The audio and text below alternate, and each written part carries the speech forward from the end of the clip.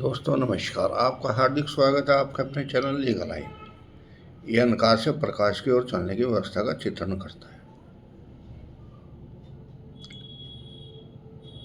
आज हम जननी और जन्म भूमि दोनों के महत्व के बारे में विचार करेंगे।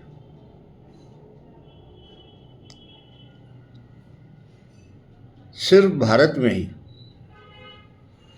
जननी और जन्मभूमि को देवतुल्य माना गया है। दूसरे देशों में ऐसा विशेष प्रचलन नहीं है,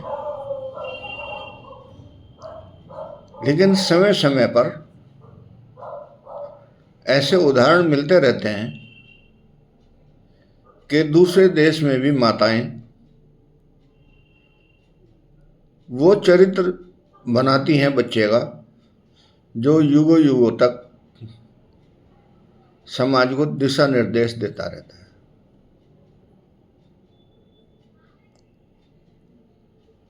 आप जानते हैं एडिसन छोटा बच्चा था, स्कूल में पढ़ने के लिए गया।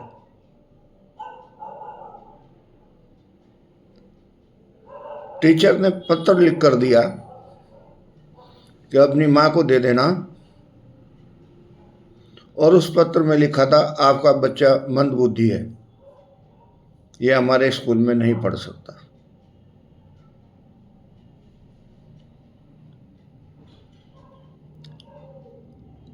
बच्चे ने माँ को पत्र दिया। बच्चे ने माँ ने पत्र पढ़ा, आंखों में आंसू आ गए और बहुत हिम्मत के साथ जब बच्चे ने पूछा क्या लिखा है इसमें,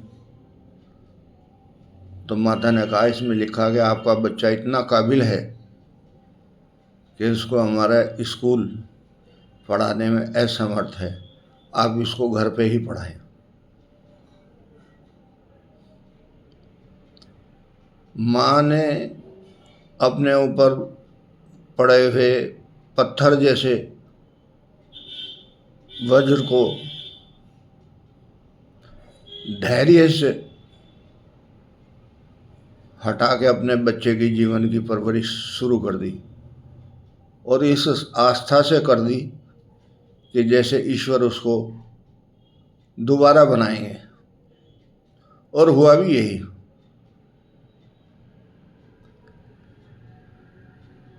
एक 1000 से ऊपर पेटेंट एडिसन के नाम मौजूद हैं,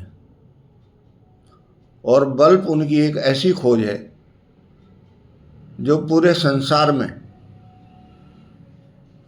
सभी घरों में रोशनी प्रदान करने के काम आती है। सकारात्मक सोच ने,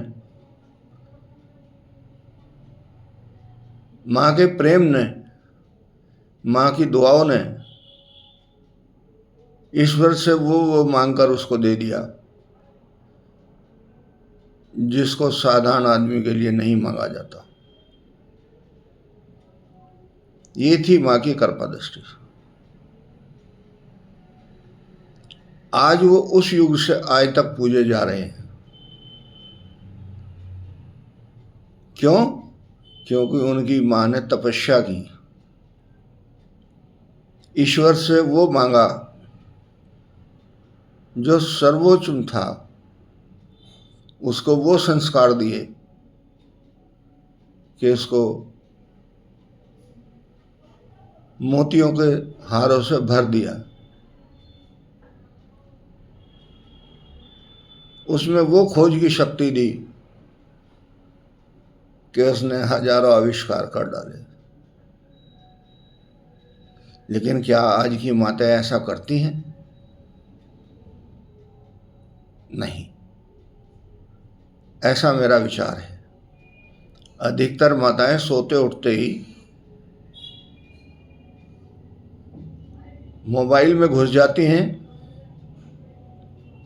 नाश्ता भी बच्चों को बनाना उनके लिए मुश्किल काम है, रेडीमेड नाश्ता देना चाहती हैं।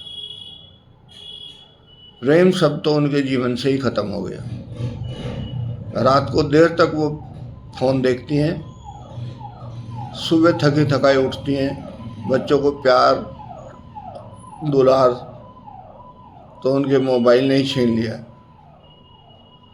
और जो चीज़ किसी से छिन जाती है वो उसकी लत लग जाती है, और जब वो लत लग जाती है तो वो अपना सब्स्टिट्यूट खुद ढूंढ लेती है। वो बच्चे का हक छीन रही हैं ये सारी टूल्स, और बच्चा जो है खोज करने में असमर्थ है, क्योंकि उसके दिमाग में कोई अच्छा विचार आता ही नहीं। न उसके शरीर में जान है, न उसकी मस्तिष्क में अच्छे विचार हैं, न उसकी आत्मा में रसास्वादन है।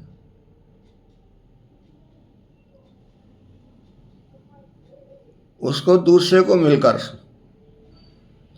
प्रसन्नता पैदा नहीं हो रही है, बल्कि उसको मिलकर उसको भौतिक जेलसी पैदा हो रही है।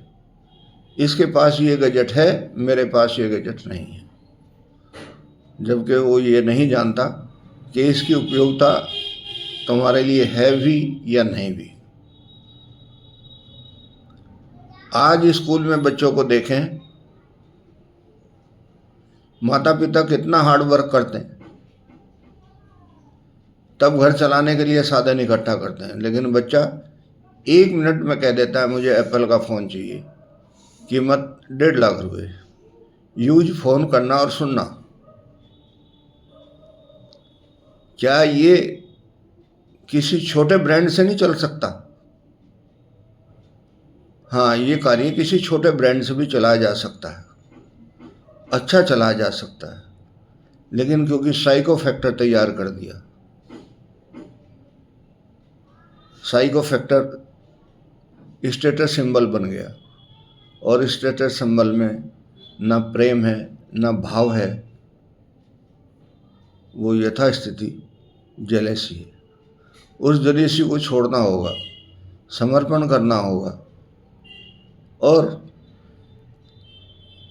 ऐसे ही समट जाना है जैसे माँ की गोद में बच्चा थक के समट जाता है। रोज यही करना है, सुबह शाम 10-10 मिनट जब भी समय मिले, कुछ क्षण के लिए माता की गोद जैसा स्वाद लेकर सो जाना है, और प्रार्थना करनी है कि हे जननी मेरा उद्धार कर, मेरे लिए ईश्वर से प्रार्थना कर। जो प्रार्थना मैं नहीं कर सकता वो प्रार्थना आप करो।